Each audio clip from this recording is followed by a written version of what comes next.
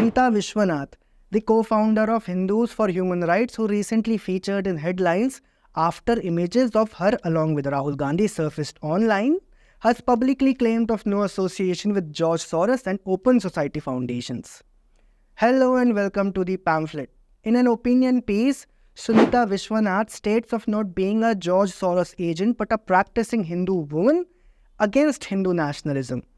Let's analyze the claims of Sunita Vishwanath and find out the truth through nothing but hard facts. Quoting Sunita Vishwanath, to set the record straight, I neither hobnobbed with Rahul Gandhi nor am I an agent of George Soros. My organization helped organize some events for Gandhi to meet diaspora audiences because we want to encourage community discussions about democracy in India. The HFHR co-founder in her piece does not make any mention about her former designation of Associate Director at Soros Reproductive Health Fellowship.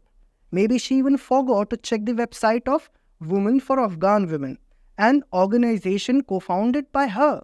In the funding partners section, one can clearly see the name of Open Society Institute or Open Society Foundations, which is owned by none other than George Soros.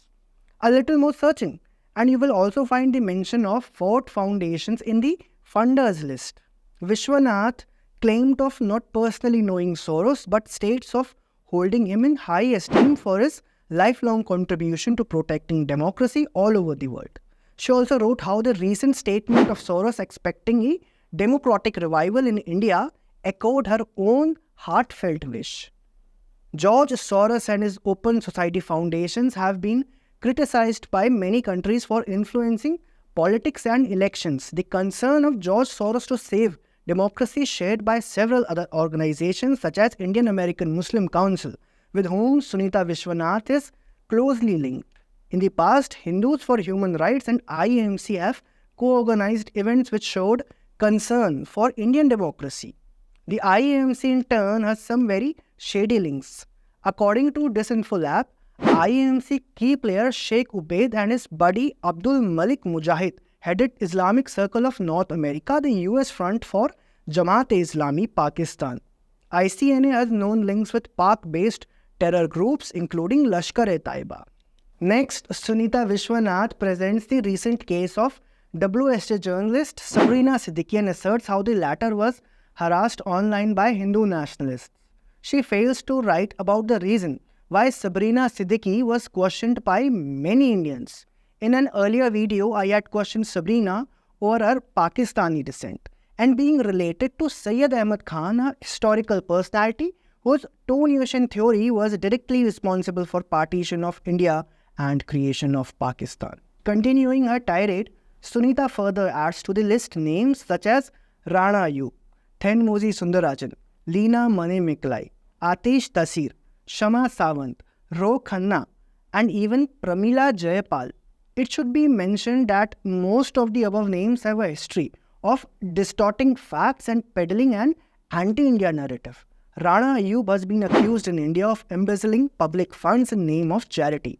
Others such as Leena Mani Miklai was criticized for her movie poster, which depicted Goddess Kali holding an LGBTQ flag and smoking a cigarette.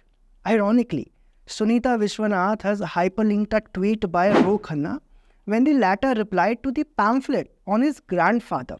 However, Vishwanath does not mention our reply to Ro Khanna on his father's involvement in the 1975 emergency in India.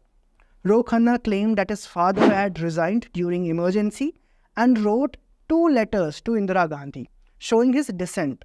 However, till date, he has failed to furnish those 2 letters which have no record whatsoever in any public domain. Next, she cites a quote of Freedom House report that Hindu nationalist smear campaigns are a form of digital transnational repression.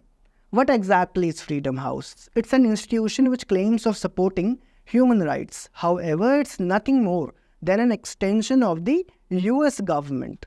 According to its 2016 financial statement, Freedom House generated 86% of its revenue from the US government, which went up to 94% in 2019. Sunita Vishwanath, in her opinion, attempted to absolve the allegations of Soros agent, but now is trapped in her own trap. She exclusively mentions of sponsoring Rahul Gandhi's events in US, which will further raise questions on the Congress party. And Sunita, even if for a moment we were to believe you, then who, if not Soros, funds you? If you liked our video, then kindly subscribe our YouTube channel and follow us on Twitter, Facebook and Instagram.